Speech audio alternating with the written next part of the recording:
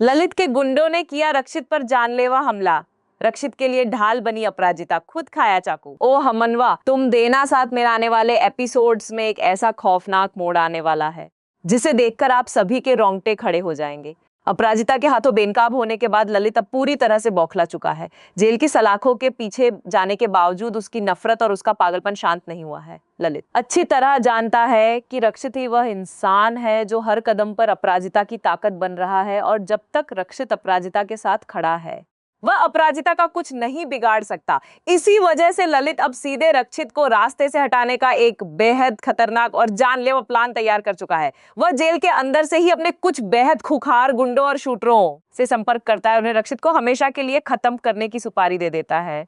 इधर रक्षित और अपराजिता इस आने वाले तूफान से बिल्कुल अनजान है। पुलिस कस्टडी के ड्रामे और कोर्ट की उलझनों के बीच रक्षित लगातार अपराजिता को संभाल रहा है। ललित ने कोर्ट में रक्षित और अपराजिता के रिश्ते पर जो कीचड़ उछाला था, उसके बाद रक्षित की मां सुधा भी अपराजिता से बेहद नाराज है। लेकिन इन सब के बावजूद रक्षित अपराजिता का साथ छोड़ने को तैयार नहीं। एक शाम जब रक्षित और अपराजिता कोर्ट के किसी काम से बाहर निकलेंगे, तभी ललित के भेजे हुए गुंडे घात लगाकर रक्षित पर हमला कर देंगे।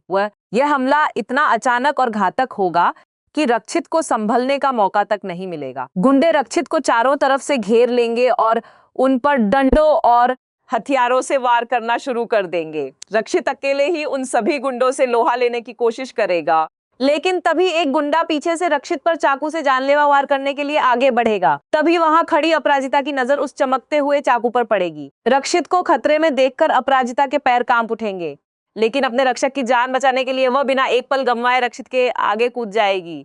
वह तेज धार वाला चाकू सीधे रक्षित की पीठ में लगने के बजाय अपराजिता के पेट में जा धंसेगा। खून से लथपथ होकर अपराजिता सीधे रक्षित की बाहों में गिर पड़ेगी। अपराजिता को इस तरह लहूलुहान हालत में देखकर रक्षित के होश उड़ जाएंगे। उसका गुस्सा 7वें आसमान पर पहुंच जाएगा और वह अकेले ही उन सभी गुंडों को मार मार कर वहां से भगा देगा।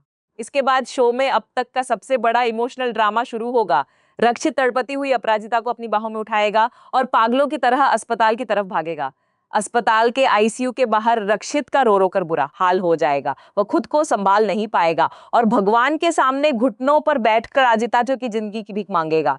जब रक्षित की मां सुधा और अपराजिता की मां मालती वहां पहुंचेंगी, तो रक्षित सबके सामने फूट फूट कर रोते हुएगा। रक्षित चिल्लाकर कहेगा कि अगर अपराजिता को कुछ भी हुआ तो वह खुद को कभी माफ नहीं कर पाएगा, क्योंकि अपराजिता ही उसकी जिंदगी बन चुकी है। अपराजिता के इस आत्मत्याग को देखकर रक्षित की मां सुधा का दिल भी पूरी तरह पिघल जाएगा और उन्हें एहसास होगा कि जो लड़की रक्षित के लिए अपनी जान पर खेल सकती है, वह कभी गलत नहीं हो सकती। इभा प्राइम टीवी आपको बता रहा है कि अपराजिता का यह कदम ललित की बर्बादी का आखिरी कारण बनेगा, क्योंकि अब रक्षित ललित को कानून के हवाले नहीं करेगा, बल्कि खुद अपने हाथों से उसे उसकी इस घटिया हरकत की सजा देगा। इस अस्पताल के ड्रामे के बाद रक्षित और अपराजिता का रिश्ता हमेशा के लिए बदल जाएगा और दोनों एक दूसरे के बेहद करीब आ जाएंगे।